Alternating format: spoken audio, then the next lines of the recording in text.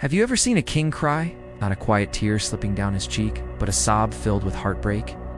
In Luke 19:41-44, as Jesus rode into Jerusalem, he stopped before entering the city, looked at it, and wept. Hard to imagine, isn't it?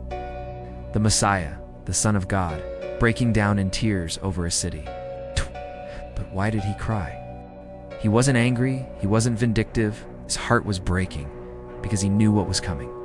He said, "If only you had known on this day what would bring you peace, but now it is hidden from your eyes."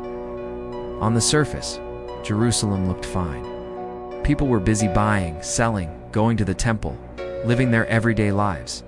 But their hearts were far from God. They were waiting for a Messiah, warrior king who would overthrow Rome, yet the true Savior was right in front of them. They didn't recognize him. He didn't come with armies, swords, or a golden crown.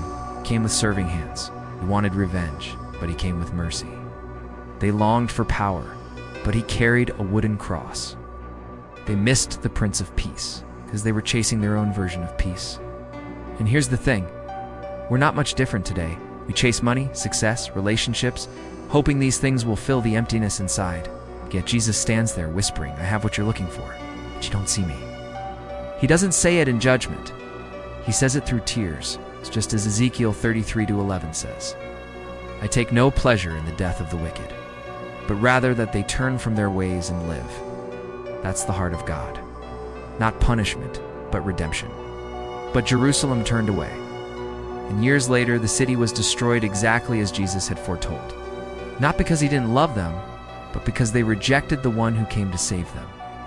And I wonder, what about us?